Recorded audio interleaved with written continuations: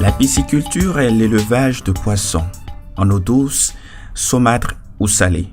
Il en existe cependant deux familles principales. La production en étang, avec un bassin en terre dans lequel les poissons se nourrissent complètement ou partiellement à partir de la production biologique.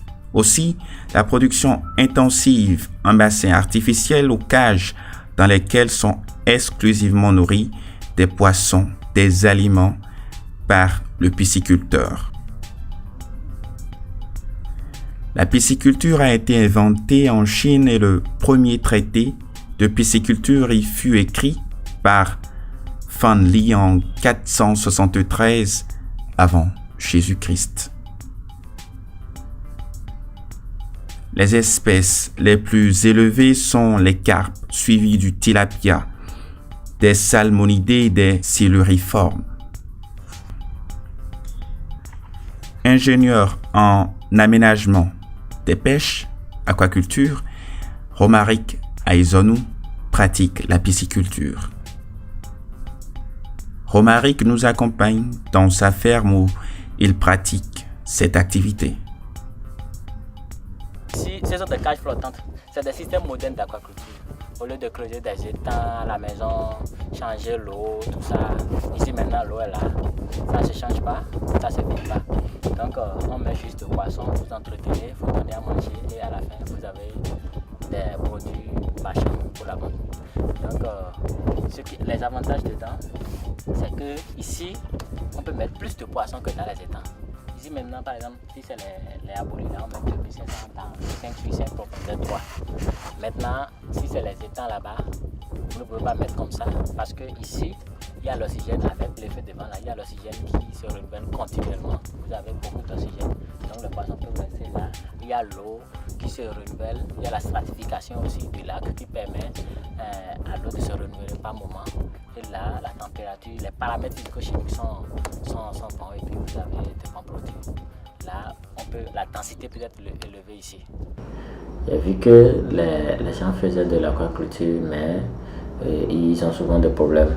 Donc, déjà sur l'internet, tout ça, j'ai vu le système des cages flottantes. C'est comme ça, j'ai demandé l'appui des parents pour m'auto-employer et puis j'ai commencé avec quelques cages en 2014.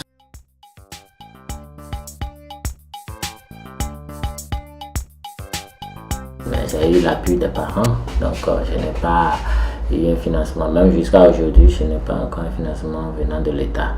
C'est par les parents et puis par mes propres forces que je me débrouille dans cette activité.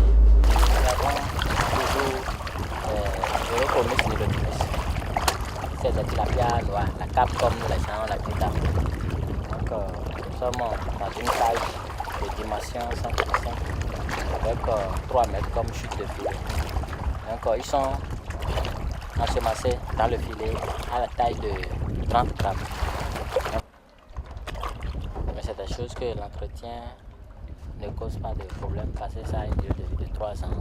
C'est des filets qu'on arrive à changer ou bien on enlève le filet après une production, on va sécher et on ramène et puis on ensemence encore avec des alevins. Dans notre secteur, on a beaucoup de difficultés.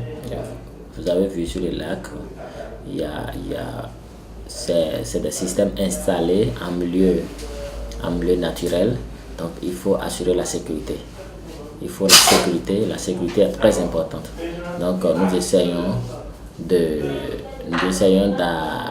chercher beaucoup de moyens pour sécuriser nos investissements.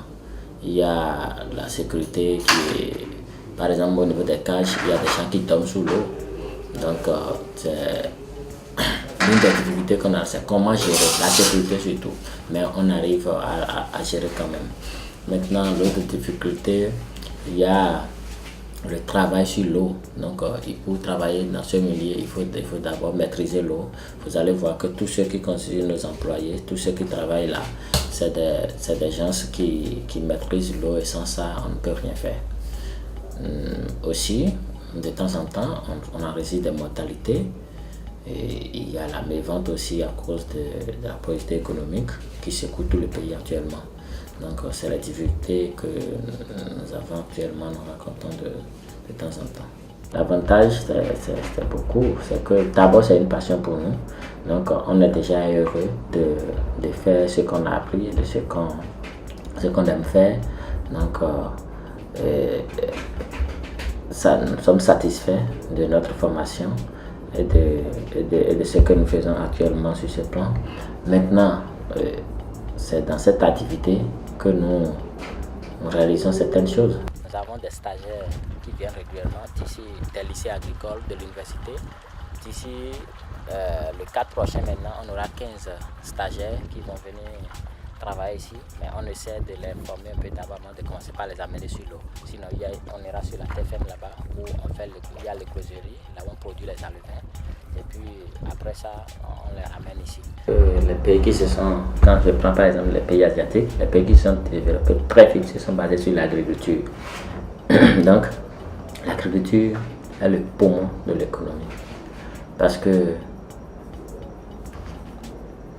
moi, particulièrement, j'emploie déjà 7 personnes.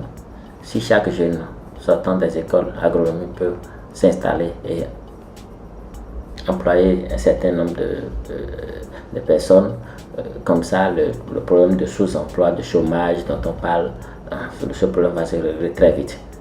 Si on suppose, moi j'ai 7, si on est 1000, donc tu fais 7 fois, ça fait 7000 employés déjà qui vont gagner des salaires. Ces gens-là vont nourrir les familles, tout ça. La pisciculture nourrit bien son homme. Je ne pense pas encore travailler pour l'État. Je ne sais pas ce que je vais gagner. Parce que je ne suis pas à 200 000 francs le mois. Donc, si je dois même avec bac plus 5 pour commencer par travailler aujourd'hui, ça tourne autour de 120 000. Donc, je sais que si ce que je fais, si j'ai des accompagnements et puis tout ce qui va avec, je pense rester dans ce secteur, développer, employer d'autres personnes en plus. Ce que je vais dire aux jeunes, ceux qui font les formations techniques et professionnelles, c'est de chercher à s'auto-employer, de chercher des sources de financement, ne pas chercher grand-chose au départ pour commencer, mais avec le peu de moyens qu'ils auront à trouver et de commencer quelque chose, commencer par réaliser leurs rêves à partir de là.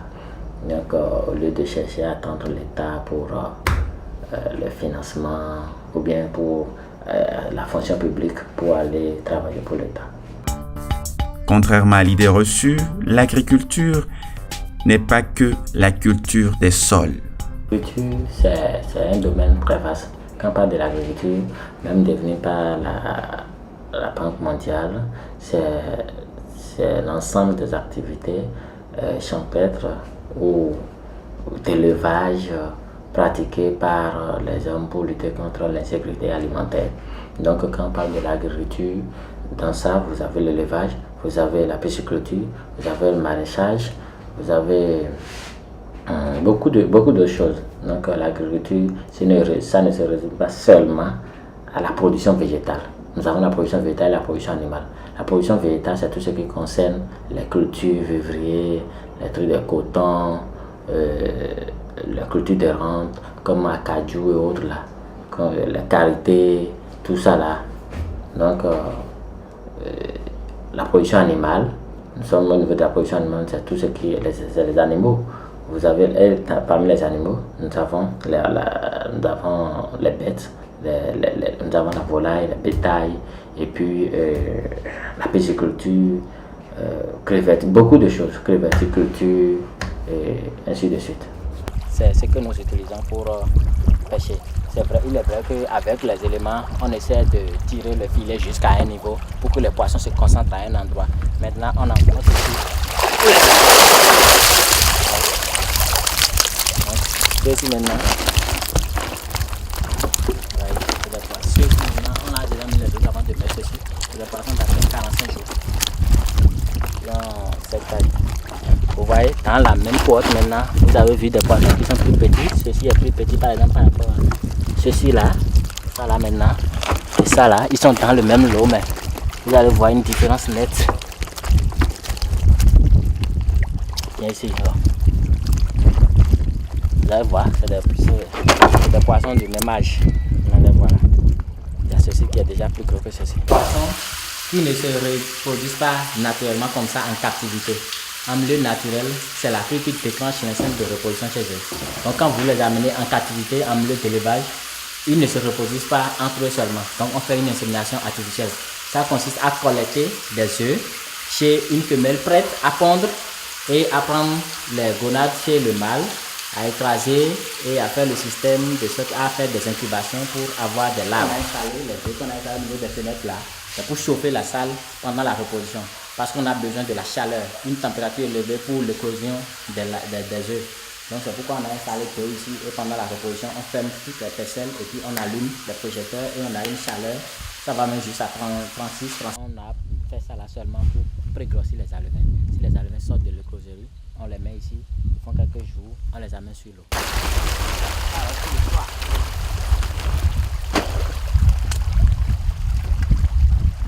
C'est déjà bien que le président qui est là connaît un peu le secteur, mais ce que moi je déplore pour le moment, c'est le fait que le financement soit souvent assez dans un seul domaine.